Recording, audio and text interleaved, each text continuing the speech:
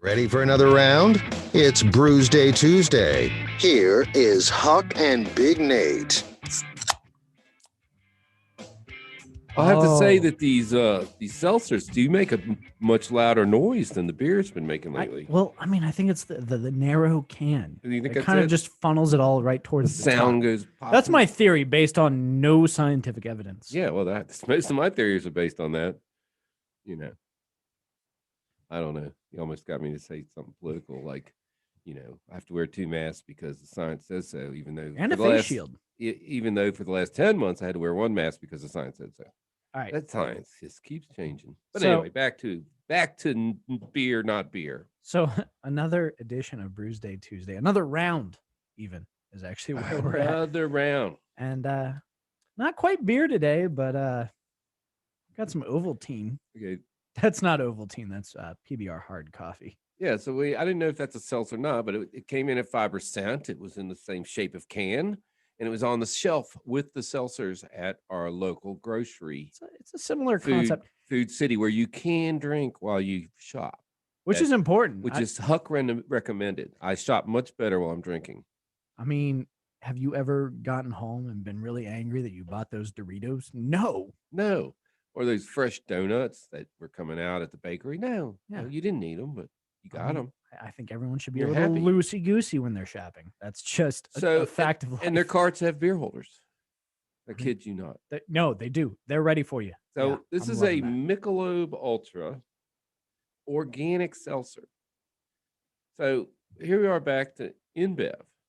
So when they like to try new things, they like to try it through the Michelob side, because I guess they figure the Michelob seems a little higher class. People drink it, think it's better, so maybe that's why they go that way. They tried that with craft beer. It didn't work, so they bought. What did they buy in this day in history? Okay.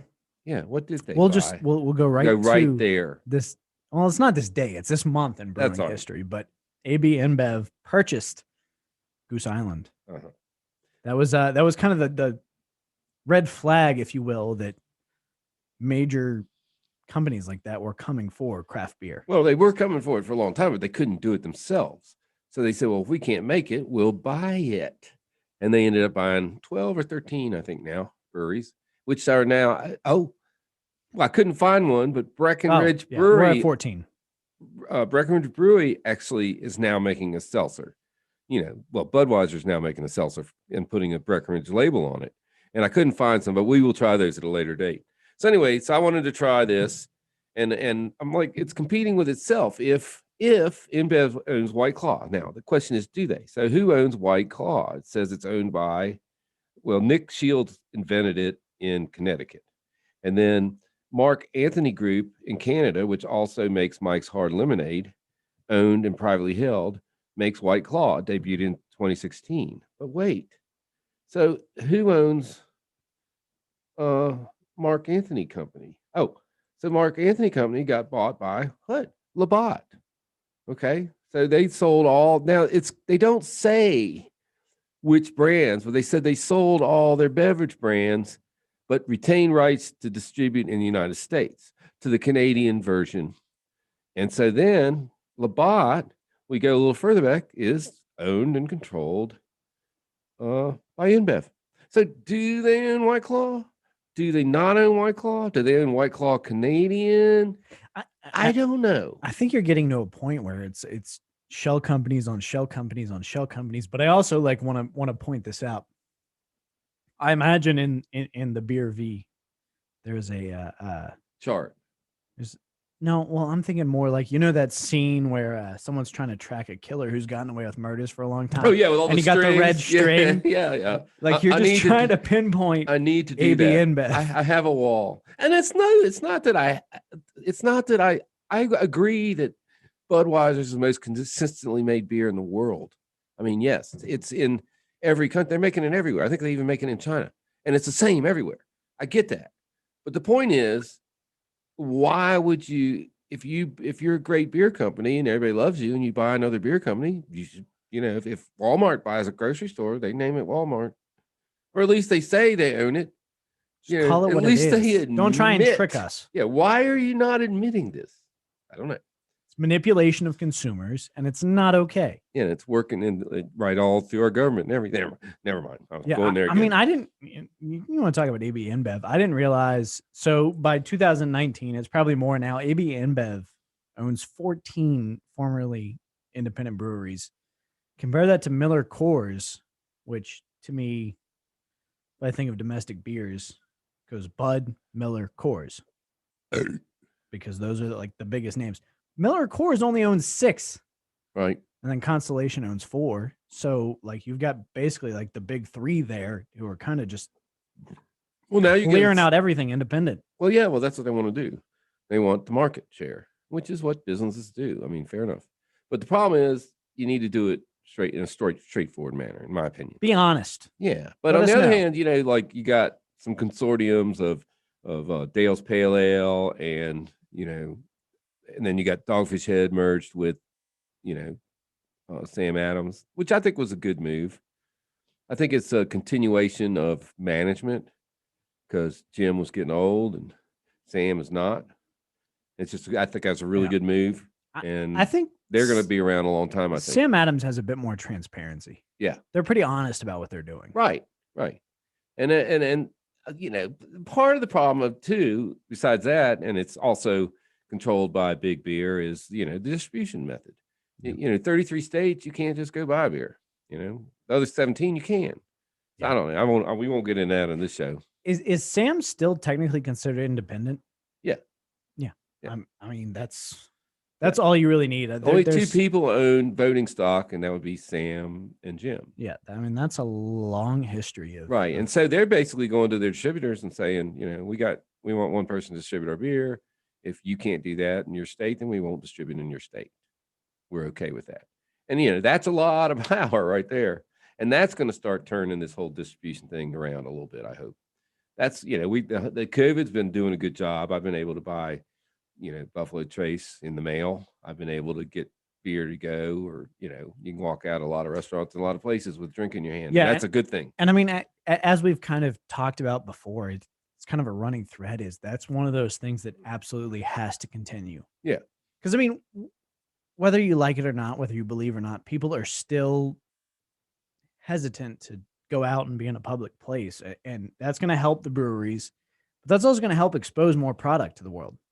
Because I can't tell you how many times I've had a few too many, and I've thought, hey, probably shouldn't drive because that's the responsible decision to make, and we should all make that.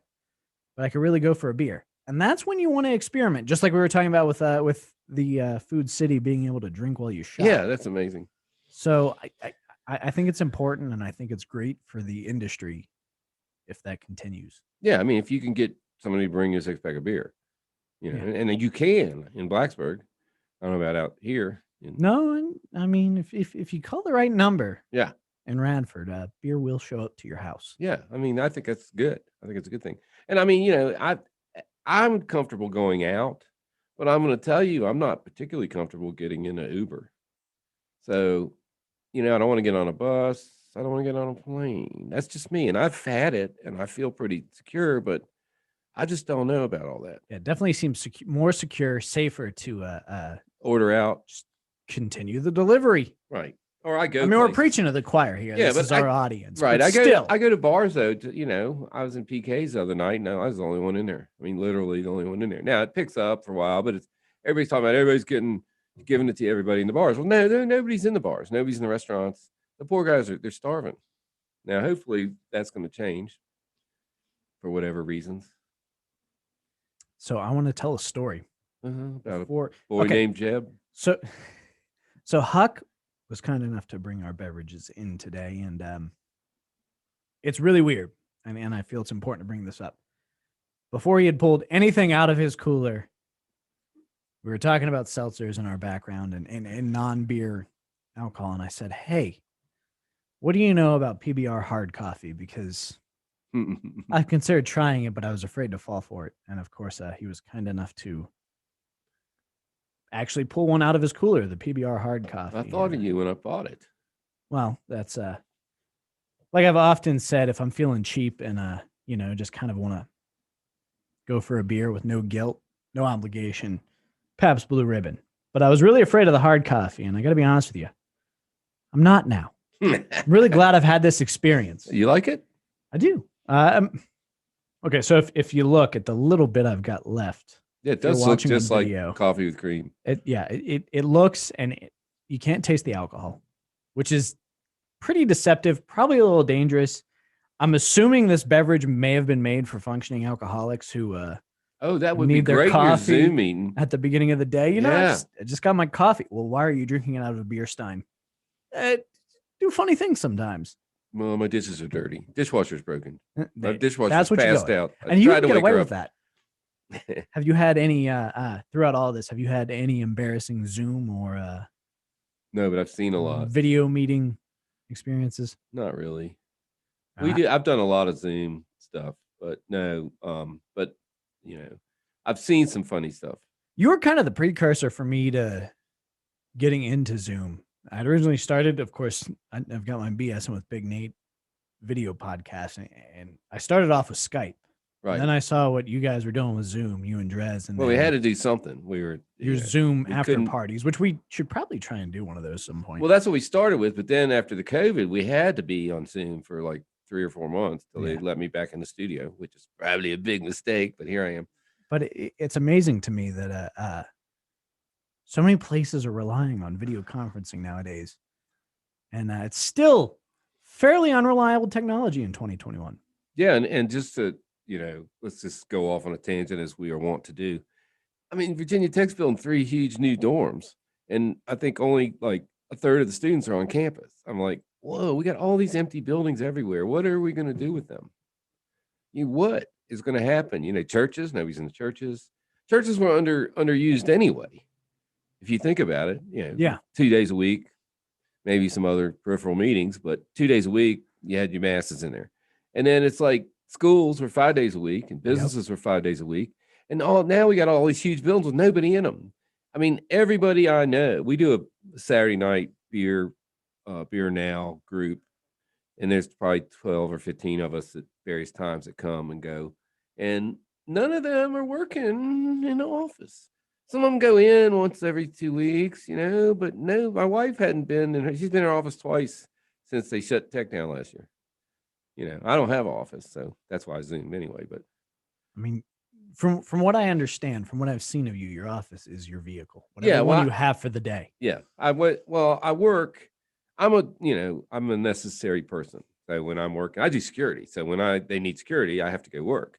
But I mean, I work alone most of the time, and it's like, it's not a big problem. I mean, everybody wears a mask for the most part, and I don't expose myself to a lot of people. But it's interesting, different geographic areas, what how people react. I've been staying in West Virginia at Snowshoe some, and Snowshoe's really tight.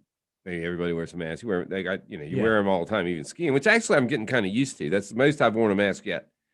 And I'm getting used to it. And it's actually good face protection. So that was the thing. Mask, for better or worse. A lot of people don't like it. A lot of people like it. That was definitely a tally in the wind column throughout the winter with that cold biting wind. yeah. Well, I got to wear a mask. I'm going to wear it anyway. And it's going to kind of cut down on that. So I did love that throughout the winter is, of course I say throughout the winter, like we're 100% done with it, but Puxatawny Phil allegedly saw a shadow. So who the hell knows? Well, we had dead of winter and then we had heat of summer. Who knows what's going to be Point next? is, we've had some lovely weather lately, and I'm looking less forward to masks now.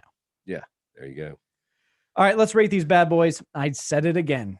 You said it again, bad boys. I said listening to us the other day, and there's something I say all the time. But I'm going to try to change and be better. I want to be better. I want to be a better person. No, I want to be a better speaker. I'm fine with the person I Everyone am. should aspire to that, but Yeah, so that we are what we are. So here's another point about this: the ultra seltzer cucumber lime. For some reason, when the big boys, when Bud Light did it, what did they do? Cucumber lime. When Dos Equis did it, whatever they are, cucumber lime. So nobody was making cucumber lime.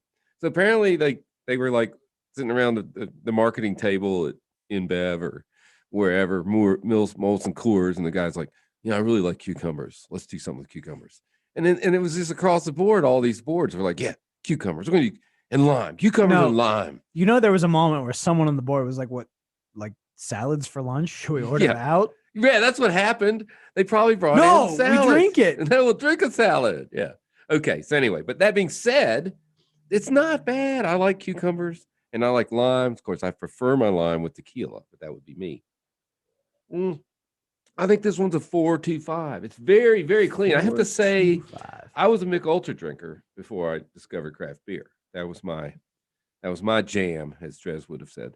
And so I think it's pretty good. 4.25 on the Ultra Cucumber Lime Seltzer, organic seltzer, not just seltzer, ladies and gentlemen, organic seltzer.